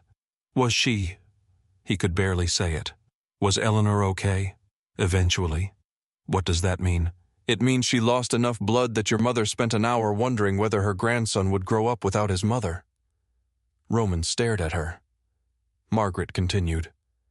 And before you ask, no, I was not there. Graham called after she was stable. Roman's jaw tightened at Graham's name. Margaret saw it. Do not make that face. He took my family. No. Her voice cut through him. You left your family. Roman looked away. Margaret put her gloves back on. Your father is furious. At Shaw, at you. Roman stared. That surprises you? He should understand what is happening to the business. He understands perfectly. Then tell him I need the family credit lines. Margaret's expression changed. Roman saw the answer before she gave it. No. What? Your father will not move Kane family capital into your companies. Why? Because Eleanor's attorneys included several Kane entities in the civil filings. Roman went still. Margaret continued. Any transfer your father makes now could become part of litigation. She trapped him. She protected herself. Roman laughed without humor. You sound impressed. I'm a woman who married into the Kane family. Margaret stepped toward the elevator. I know the value of paperwork. The doors opened. Roman called after her. How did you get the picture? Margaret paused. Eleanor sent it to me. Roman stared. She speaks to you. She allowed me to know my grandson is alive. Did she say anything about me? Margaret looked at him for a long moment. No. Then she left. Roman remained in the office after dark. He stared at nothing. At 9, Ethan returned. He placed a thin file on the desk. We found Mara. Roman looked up. Where? We found who she was. Ethan pushed the file toward him. Roman opened it. Margaret Quinn, former federal investigator, Financial Crimes Division. 22 years of service, money laundering, corporate fraud, organized crime financing. Roman read the summary twice. She was federal. Retired. She lived inside my house. Yes. For almost a year. Yes. Roman threw the file across the desk. She was investigating me. Ethan leaned against the wall. Maybe. Maybe? Maybe she was protecting Eleanor. By reading my files. Did she? Roman looked at him. Ethan continued. You keep saying they were watching you like the watching changed what you did. Roman said nothing. Ethan's voice lowered. Maybe they were just watching what you did when you thought nobody important was paying attention. Roman stared at his brother. Then his phone vibrated. Daniel. Roman answered. What now? Daniel's voice was strained. We found something. What? The Shaw exposure predates Eleanor. Roman stood slowly. What does that mean? Some of the investment vehicles connected to our freight businesses existed before you met her. Roman's face went cold. How long before? At least 2 years. The silence became enormous. Roman looked at Ethan. Send me everything. Within 30 minutes, the documents were on his desk. Roman read until the words blurred. Shaw-affiliated funds had invested in Midwest Transportation long before the Palmer House Gala. A property trust had purchased industrial land near future Kane expansion sites before Eleanor ever gave Roman her number. Another fund had examined one of Kane's competitors months before Roman met Eleanor. Roman pushed back from the desk. No. Ethan watched him. Roman's anger returned because anger was easier than everything else. She was sent to me. Roman, this whole thing was planned. You don't know that. Her father's money was already around us. That doesn't mean Eleanor was. Roman grabbed his coat. Where are you going? To get an answer. Graham Shaw agreed to meet the next afternoon. That alone surprised Roman. The meeting took place at a private club near Lake Forest. No cameras, no assistants in the room.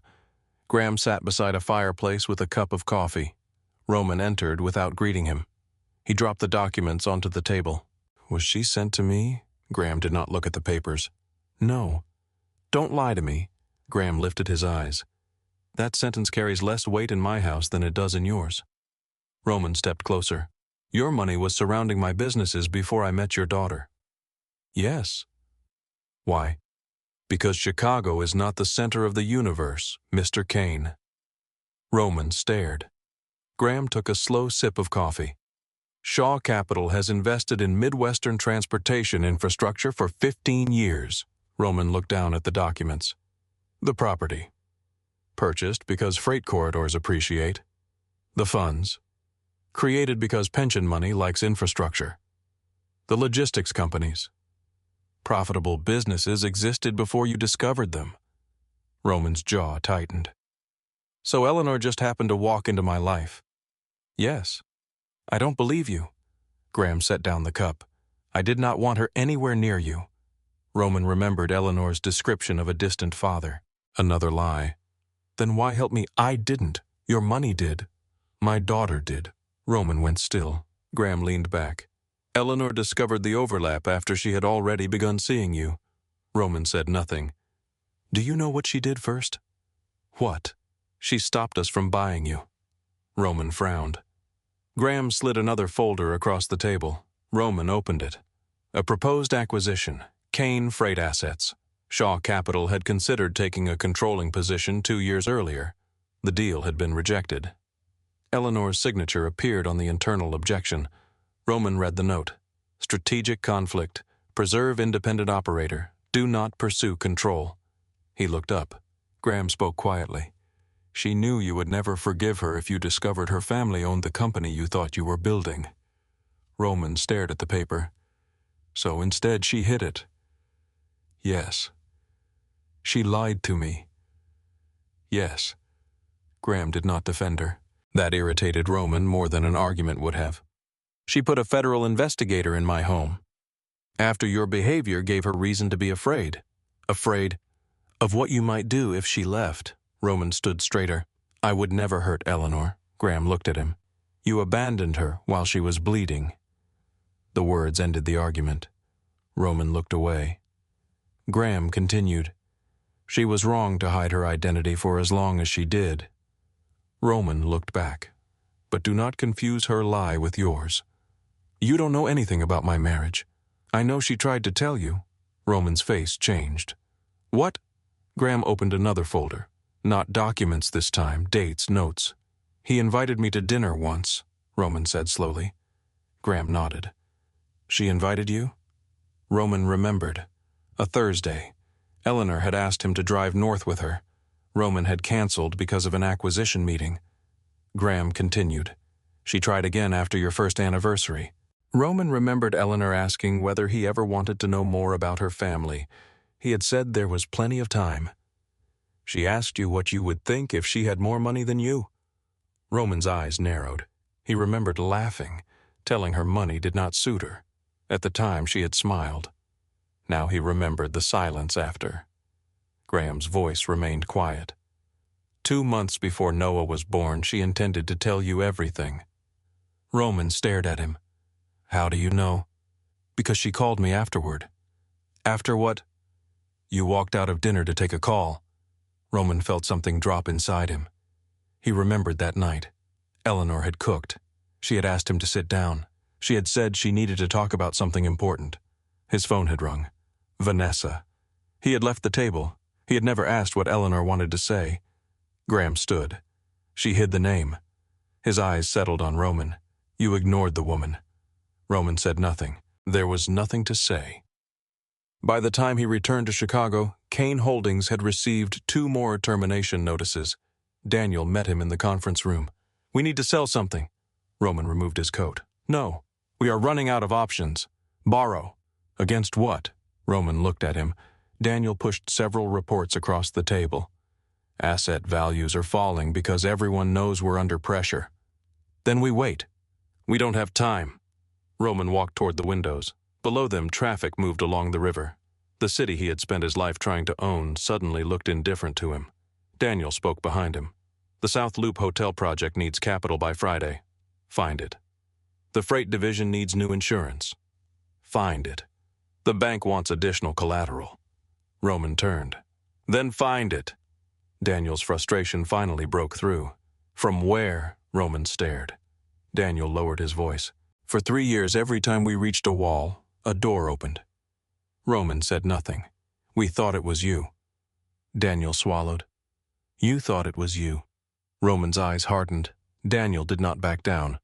Now the doors are closing. He gathered his folders. And for the first time, we have to learn whether this company can stand without her. Daniel left. Roman remained alone. Hours later, he returned to the penthouse. He did not turn on the lights. The emptiness no longer felt temporary. He walked to the nursery. The crib was still there. Nothing else. Roman sat on the floor beside it.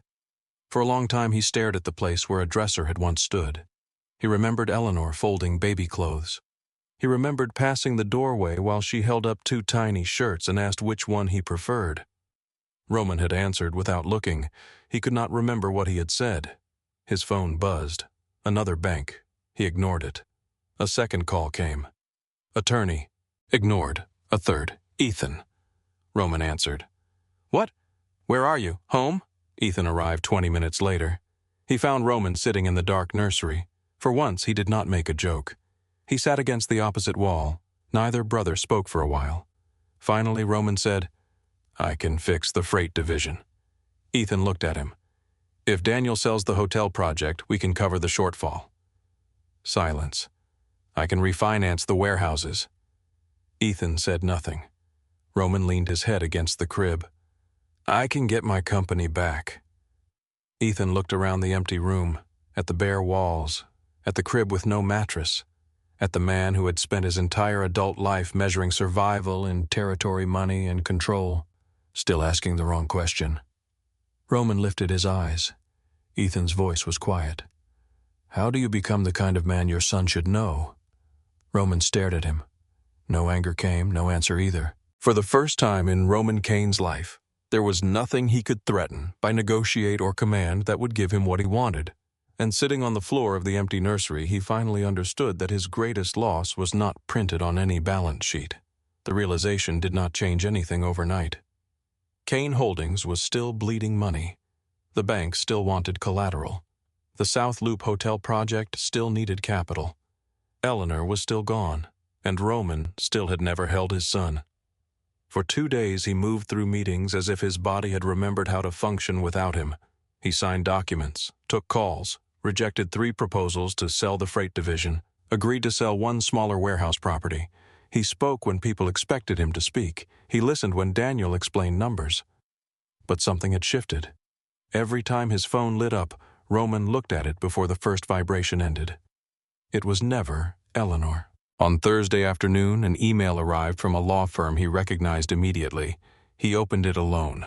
Mrs. Eleanor Shaw is willing to attend 1 private meeting regarding parenting arrangements and outstanding personal matters. Roman read the sentence twice. Then the conditions: neutral location, no Kane security inside the property, no weapons, no recording devices, no discussion of reconciliation unless initiated by Eleanor, no threats concerning custody, business interests, or family connections. Roman almost laughed at the last one. 3 months earlier, he would have called the terms insulting. Now he typed 1 word: agreed. The meeting was scheduled for Saturday morning at a Shaw family property near Lake Michigan. Roman arrived alone. That was the first surprise. The second was that nobody searched him at the door. A security officer simply opened it and said, "Mr. Kane, this way." Roman followed him through a quiet house overlooking the frozen water. No photographs lined the walls. No visible signs of wealth beyond the fact that everything was expensive enough not to need attention. Roman entered a sitting room. Eleanor was standing beside a window. For 3 years he had known her as Ellie. Soft sweaters, bare feet in the kitchen, hair tied back while she worked at the dining table. The woman in front of him was still Eleanor. But now he could see all the pieces he had never known how to name. She wore a dark tailored dress beneath a cream coat. Her hair was pinned back. There was no wedding ring on her hand. Roman noticed that before he noticed anything else. She looked thinner, paler. He knew why. For several seconds neither spoke. Then Roman said, "You look tired." Eleanor almost smiled. "You look worse." That familiar rhythm between them appeared for 1 second, then disappeared. Roman stepped farther into the room. "Where is he?" Eleanor's expression changed. "Safe." "That's not what I asked." "I know." Roman stopped. Months of instinct told him to press harder, demand an address, demand access, demand his rights. He forced himself not to. "Is Noah here?" Eleanor studied him. "You know his name?" "My mother told me." "Your mother asked about him before you did." Roman looked down. He deserved that. "I know." Eleanor had expected an excuse. She could see it in the way her eyes narrowed slightly. Roman gave none. Instead, he said, "Is he healthy?" "Yes." "Any complications?" "No." "Did the doctors say there could be problems later?" "Not that they expect." Roman nodded slowly. Only then did Eleanor move toward the sofa. "Sit." He sat across from her. A low table separated them. There were no lawyers in the room. That surprised him too. "You came alone." Roman looked around. "So did you." "No." Eleanor glanced toward the closed door. "You just can't see everyone who came with me." Roman almost smiled. "That sounds more like the woman I'm learning about." Eleanor's face hardened. "You knew the woman." Roman went quiet. She continued. "You just didn't know the name." "I know." "Do you—" He looked at her. "You think I came here to fight about Shaw Capital? Didn't you?" "No." That answer stopped her. Roman leaned forward. "I was going to." Eleanor said nothing. "I was going to tell you that you lied, that you manipulated me, that Mara was spying on me, that your father used his money to build leverage inside my company. Some of that is true. I know. You don't sound angry." "I am." He looked toward the lake. "I just don't know what I'm supposed to do with the anger anymore." Eleanor's eyes stayed on him. Roman continued. "You hid who you were." "Yes."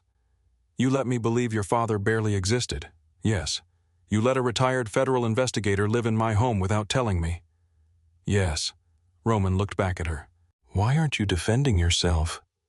"Because those things are true." He stared. Eleanor folded her hands. "I had reasons. That doesn't make every decision right." Roman had prepared for accusations. He had prepared for coldness. He had not prepared for accountability. It made his own excuses feel smaller. "You tested me." "Yes." "From the beginning?" "Not the way you think." "Then tell me how to think." Eleanor took a breath. "When I met you, I wanted one man to see me before he saw my family." Roman said nothing. I had spent years watching men change after they learned my last name. Their voices changed. Their ambitions changed. Suddenly they wanted to meet my father. Suddenly they had ideas for companies. Suddenly every vacation became something I should pay for because I could. She looked at him. "You were the first man I met who already had power." Roman's mouth tightened. "That was supposed to make me safer. It was supposed to make the money irrelevant. And instead you decided I was some kind of experiment." "No." Her voice sharpened. "I fell in love with you." The words silenced him. Eleanor looked away. "That was the problem." Roman's expression changed. She continued. "If I didn't love you, I could have told you in the first week." He leaned back. "You had 3 years." "I know." 3 years, Eleanor." "I know."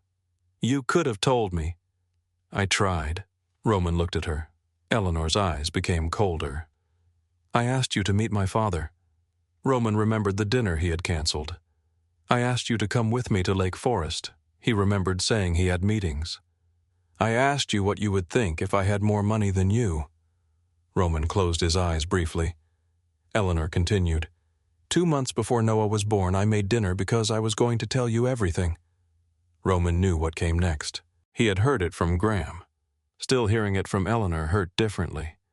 "You left the table." "Vanessa called." "Yes." Roman looked at the floor. Eleanor's voice lowered. "You always say I hid from you. She waited until he looked up. "But Roman, how many times did you actually ask who I was?" He had no answer. Eleanor nodded once. "That's what I thought." Roman leaned forward. "I should have known you." "Yes." "But you still lied." "Yes." Neither looked away. For the first time their marriage sat between them without either trying to make it simpler than it had been. Roman spoke first. "I thought you took my company." Eleanor's expression barely changed. "I didn't." "I know that now." "I didn't take $1 that was yours." "I know." "I didn't steal a contract." "I know." "I didn't transfer an asset." "I know." Her voice became softer. "I stopped helping you." Roman looked at her. Eleanor folded her hands again. "That's all." Roman laughed once. "That's all." It should have been. He understood what she meant.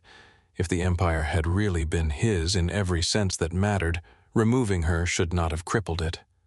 Roman looked toward the window. "I thought I built it alone." "You built plenty of it." He turned back. Eleanor continued. "You made the decisions. You took the risks. You closed the deals. You worked until 2 in the morning and woke up at 6. Roman stared at her. "I opened doors." She paused. "You walked through them." There was no satisfaction in her voice. That made it worse. Roman said, "Why?" Eleanor knew exactly what he meant. "Because I loved you." He looked away again. She continued, "I never wanted you dependent on me. That's why I used funds and relationships that did not put Shaw Capital in control." Graham showed me the acquisition proposal. Eleanor's eyes sharpened. "He did." "You stopped him from buying Kane freight assets." "Yes." "Why didn't you tell me?" "Because you would have heard one thing." "What?" "That my father had the power to buy something you were trying to prove you could build." Roman said nothing. Eleanor leaned back. "I thought I was protecting your pride." "You were. Maybe I shouldn't have." Roman smiled bitterly. "Probably not." Silence settled between them. Then Roman said, "You almost died." Eleanor's expression changed. He looked directly at her now. "My mother told me." Eleanor did not respond.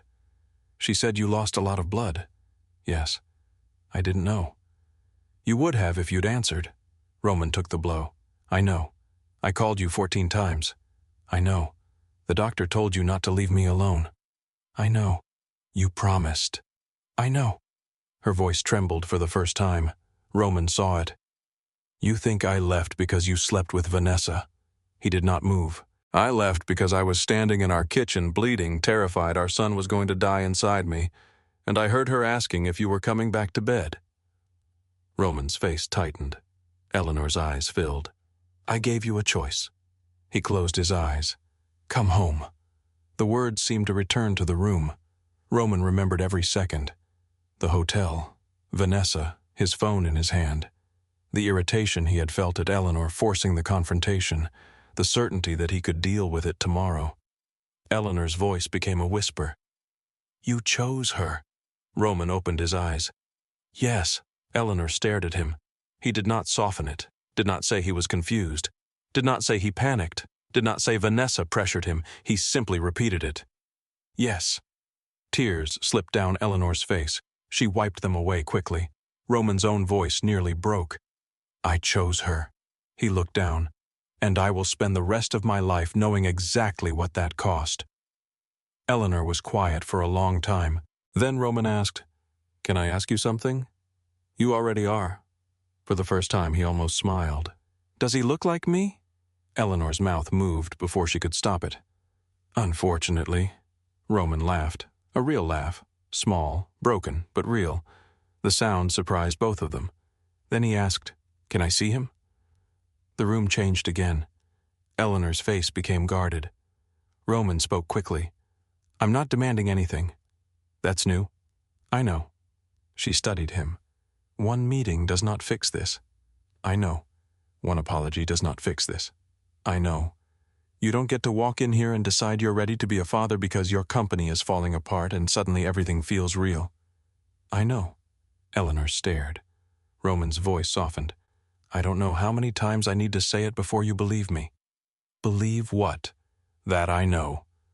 He leaned forward. I know I don't get to decide what you forgive." Eleanor looked down at her hands. Roman continued, "I know I don't get to tell you when you're ready." He paused. "And I know being his father is not something I get to win in court and then call myself successful." Eleanor looked at him again. There was something new in his face. Not weakness, absence of force. For Roman Kane, that was almost the same thing. The door opened. Graham entered. Eleanor looked annoyed. "I thought this was private." "It was." Graham glanced at Roman. "Now it isn't." Roman stood. Graham carried a folder. He placed it on the table. "Shaw Capital can stabilize Kane Holdings." Roman stared at him. Eleanor looked at her father. "What are you doing?" Graham ignored the question. "The hotel project can be refinanced. 2 freight facilities can retain insurance. We can prevent the bank from forcing immediate asset sales." Roman looked at the folder. "What's the price?" Graham sat. "For 12 months you waive any immediate legal challenge regarding Noah's custody." Roman's eyes hardened. Eleanor stood. "Dad," Graham raised one hand. "No threats, no emergency filings, no private pressure through Kane family contacts. You follow Eleanor's terms regarding contact with the child." Roman looked at him. "And you save my company. We stop the collapse." "Why?" Graham's face remained unreadable. "Because I want to know what you actually value." Eleanor looked at him. "This is not your decision." "No." Graham turned toward her. "But the offer is mine." Roman stared at the agreement. For years, everything he had done had been for Kane Holdings. He had fought lenders, threatened rivals, ignored sleep, ignored family, ignored Eleanor. The company was proof that Roman Kane could build something legitimate, proof that he was more than the criminal reputation he inherited, proof that his father had been wrong whenever he called Roman reckless. All Roman had to do was sign. The empire would survive. But signing also meant accepting a year in which he could not force access to his son, a year in which Eleanor controlled the pace, a year without leverage. Roman picked up the pen. Eleanor watched him. He signed. Graham looked at the page. Roman pushed the folder back. "Keep your money." Graham's eyes lifted. Roman continued, "I'll honor the custody terms." Eleanor stared. "But Kane Holdings is my problem." Graham said nothing. Roman stood. "If I have to sell half of it, I sell half." "Roman," Eleanor's voice stopped him. He looked at her. "I can rebuild a company." His face tightened. "I can't rebuild the night I abandoned you." The room went quiet. Roman looked toward Graham. "When Eleanor decides I'm allowed to see Noah, she tells me." Then he left. 6 days later, Eleanor called. Roman answered before the first ring finished. "Hello." Silence. Then Eleanor said, "Saturday, 10 in the morning." Roman stood from his desk. "Where?" She gave him an address. "Come alone." "I will." "And Roman." "Yes. If you're late, the visit ends." "I'll be early." He arrived 35 minutes early. He stayed in the car until 9:58. Then he walked to the door. Eleanor opened it. She wore jeans and a gray sweater. For a moment, she looked like Ellie again. Roman's chest tightened. "He's awake." Roman followed her inside. The room was quiet. No lawyers, no security visible. Then Roman saw the bassinet beside the window. Everything inside him stopped. Eleanor walked over and lifted Noah. Roman remained where he was. His son looked even smaller than he had in the photograph. Dark hair, sleepy gray eyes, tiny fists. Roman whispered, "Jesus." Eleanor looked at him. "He just ate." Roman nodded as if that information were a military instruction. Noah made a small sound. Roman stepped closer. "Can I?" His voice failed. Eleanor watched him, then carefully placed Noah in his arms. Roman froze. "Support his head." "I am." "More." Roman immediately adjusted his hand. "Like this?" "Yes." His hands were trembling. Eleanor noticed. Roman had held guns without shaking, signed deals worth hundreds of millions without shaking, stared down men who had threatened his life without shaking, but holding a 7-pound child reduced him to fear. Noah opened his eyes. Roman looked down at him. "Hi." His voice broke. Noah stared up without recognition. Roman swallowed. "I'm your father." Eleanor's face tightened. Roman noticed. He corrected himself. I want to be. Noah yawned. Roman laughed through tears. One slid down his cheek, then another. He did not wipe them away. I'm sorry. Eleanor stood beside him. He doesn't need your apology. Roman looked at her. What does he need? Consistency. Roman nodded. Okay. Not money. Okay. Not gifts. Okay. Not your security people following him everywhere. Roman hesitated. Eleanor raised one eyebrow. He nodded. Okay. You show up when you say you will. I will. You answer when I call. Roman looked down at Noah. Every time. Eleanor studied him. We start supervised. Fine. No Vanessa. There is no Vanessa. No family pressure. Fine.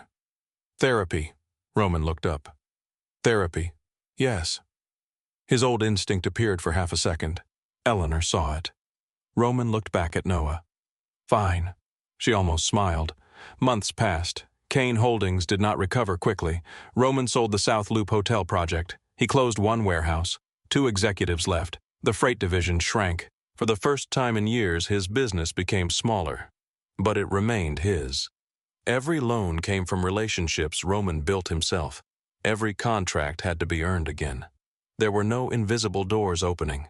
And every Saturday morning, regardless of what was happening at Kane Holdings, Roman arrived before 10. Sometimes Noah slept through the visit. Sometimes he cried for most of it. Once he vomited down the front of Roman's $1,000 shirt. Eleanor waited for Roman to hand the baby back. He did not. He looked at the stain, then at Noah. Was that necessary? Noah stared at him. Eleanor laughed before she could stop herself. Roman looked over. It was the first time he had heard that sound from her in months. Something softened between them.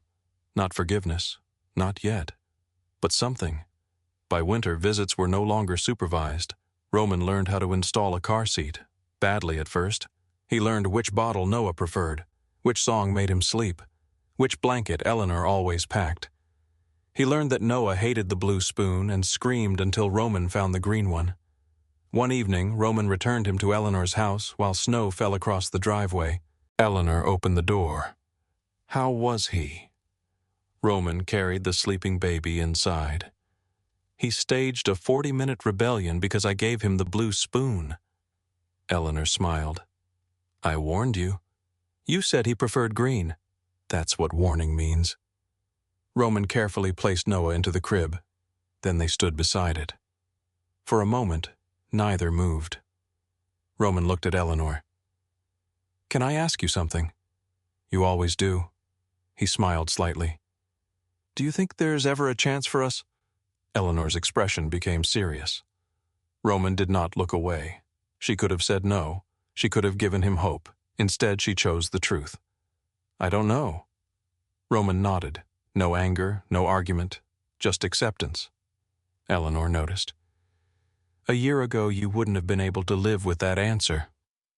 Roman looked down at his sleeping son. A year ago, I thought uncertainty meant I was losing control. And now? Roman considered the question. Then he looked at her. Now I know control isn't the same thing as having something worth keeping. Eleanor said nothing. Roman picked up his coat. At the door, he turned. Good night, Ellie. She looked at him. For months, everyone had called her Eleanor. Lawyers, her father, the press, businessmen. Even Roman had forced himself to use it. But hearing Ellie in his voice did not feel like he was denying who she was. For the first time, it sounded like he remembered who she had been with him. Good night, Roman. He left. Eleanor watched through the window as he walked toward his car. Graham entered the room behind her. Do you trust him? Not yet. Do you think you will? I don't know. Graham came to stand beside her. Roman reached his car and opened the rear door. He checked Noah's empty car seat, tightened one strap, then the other. Eleanor smiled faintly. He had developed the habit after his first unsupervised visit. He said he never wanted to forget that the seat existed even when Noah was not in it. Graham noticed her expression. Do you still love him? Eleanor looked down. Inside a drawer upstairs was the wedding ring she had removed from her finger the night she disappeared. She had not thrown it away. She had not put it back on. That was never the problem. Roman drove toward Chicago. The city lights rose ahead of him. His company was smaller, his reputation bruised, his marriage uncertain. For once, none of those facts made him reach for control. His phone sat on the dashboard, volume at maximum. The screen suddenly lit. Eleanor calling. Roman answered before the first ring finished. "I'm here,"